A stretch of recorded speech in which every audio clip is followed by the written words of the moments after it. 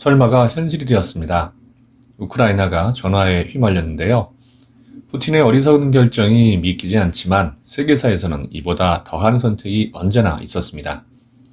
권력욕과 아집에 사로잡힌 독재자들은 상식을 벗어난 괴물이라는 점을 잊으면 안 됩니다. 우크라이나인들은 조국을, 싸움을 포기하지 않았습니다.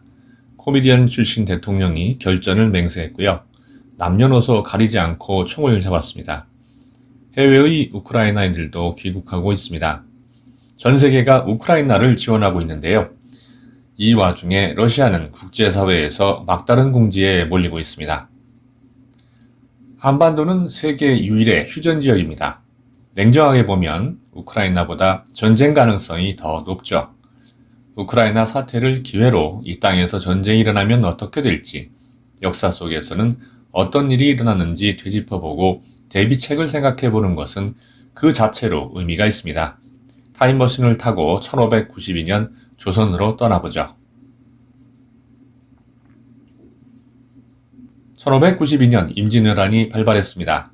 당시 임금은 선조였는데요. 전쟁은 예견되어 있었으나 선조는 전혀 대비하지 않았습니다. 일본을 다녀온 통신사 일행의 의견은 두 가지였습니다. 정사 황윤길은 일본이 많은 병선을 준비하고 있어 반드시 병화가 있을 것이며 도요토미는 안광이 빛나고 담력이 있어 보인다는 의견을 내놓았습니다. 반면 부사 김성일은 침입할 기미를 발견하지 못했으며 토요토미는 사람됨이 서목이라 두려워할 것이 없다고 보고했습니다. 결국 김성일의 의견이 채택되어 일본의 조선 침공 가능성은 잊혀지고 말았습니다. 조정의 결정으로 각 도에서 진행되던 축성 작업은 중지되었습니다. 일본은 해상전 능력이 강하니 우리의 육상전 능력을 강화하자는 비변사의 의견도 묵살되었죠. 정치 능력은 낙제점이었지만 제몸보신을 위한 선조의 결정은 신속했습니다. 신립의 패전 소식이 전해지자 선조는 몽진을 결정하고 재빨리 도망칩니다. 선조의 몽진이 왕실 보존을 위한 불가피한 전략이었다는 의견도 있지만 터무니없는 소리입니다. 이 의견이 설득력을 가지려면 몽진 이전과 이후에 선조가 전략적으로 행동한 증거가 있어야 하지만 선조의 말과 행동은 제 목숨 보존에만 초점이 맞추어져 있었습니다.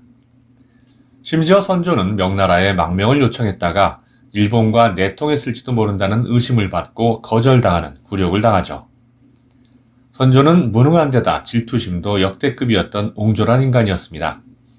능력 있는 신하를 시기했죠. 일본 간첩의 간계와 원균의 모함까지 더해져서 삼도수군 통제사였던 이순신을 고문하고 백의종군하도록 만들죠. 권력에 대한 집착을 버리지 못하고 광해군을 노골적으로 불신한 결과 인조반정을 초래하기도 합니다. 선조의 무능한 행동과 결정에도 조선이 망하지 않은 이유는 이순신, 권율, 유성룡과 같은 충신들의 애국심과 민초들의 살신성인 덕분입니다. 그런데 임진왜란 발발 후 358년이 지난 시점에 민초들은 선조와 버금가는 비겁자를 지도자로 만나서 무고한 죽음을 당하게 됩니다. 한국전쟁이 발발한 이틀 후 대통령 이승만은 6월 27일 새벽 2시 서울을 몰래 도망쳐서 대전에 도착합니다. 국방부 장관 신성모와 참모장 최병덕도 그 뒤를 따랐습니다. 최병덕은 한강 인도교를 건넌 후 최창식 공병감에게 다리를 폭파하라고 지시했습니다. 낙동강에서 압록강까지의 저자 로이 애플먼에 의하면 폭파 당시 한강 인도교 위에는 4,000명 이상의 피난민과 군인들이 있었으며 이들에게는 아무런 사전 경고도 없었습니다. 미 군사 고문단은 다리 폭파로 500명에서 800명의 인명이 희생됐을 것으로 추측했습니다. 6월 27일 저녁 10시에 라디오를 통해서 방송된 연설문에서 이승만은 전황을 거짓으로 발표한 국방부의 오후 발표를 바로잡기는커녕 용감하게 적군과 싸우라고 시민들을 독려합니다. 자신은 서울을 도망쳐서 대전에 있고 서울 함락은 초읽기에 들어간 시점이었음을 알고 있었는데도 태연하게 거짓말을 한 겁니다. 이게 수도와 국민을 버리고 자기 혼자 살자고 제일 먼저 도망친 국가 수반이 할 말인가요? 문제는 이 방송을 들은 서울 시민들이 대통령의 말을 철석같이 믿었다는 사실입니다. 시민들이 피난을 포기하면서 피해는 더 커지고 말았습니다. 이승만의 비겁함은 여기서 그치지 않습니다. 안감다리 폭파에 대한 비난이 거세지자 희생양이 필요했던 그는 명령을 수행한 최창식 공병감에게 적전 비행의 죄목을 걸어서 총살해버립니다. 이승만은 국민을 죽이는 만행도 서슴지 않았습니다. 서울을 수복한 후에는 부역자를 색출한다는 명목으로 서울 시민 55만 명을 체포하고 그 중에 800명을 처형했습니다. 혼자 살자고 국민과 나라를 내팽개치고 도망친 잘못을 뉘우치기는커녕 다리가 끊겨 피난도 가지 못했던 국민들에게 책임을 뒤집어 씌웠던 것입니다. 그런데도 이 비겁자를 국부로 칭송하며 국립묘지에 안장하고 지금까지 비호해주는 세력이 존재하다니 도대체 이 나라는 누구의 나라인가요? 이승만이 부정부패와 독재의 결과로 쫓겨났을 때가 대한민국 민주주의의 기틀을 바로잡을 절호의 기회였습니다. 하지만 민족의 소원은 만주 군관학교와 일본 육군사관학교를 졸업한 타카키 마사오라는 인물에 의해 실패로 끝나고 맙니다.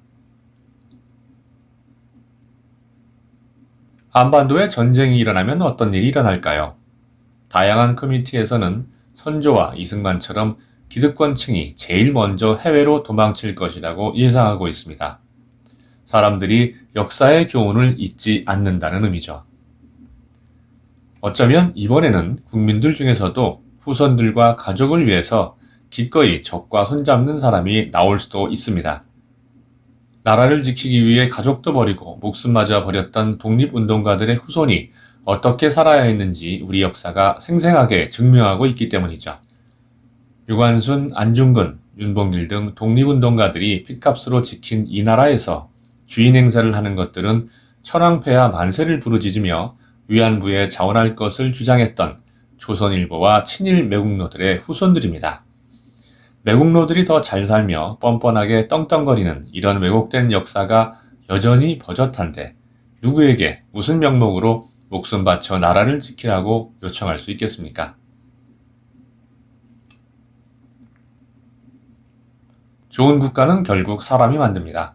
그 사람은 우리가 뽑습니다. 주체적이고 혁신적인 선거가 만일의 상황에 대한 해답입니다.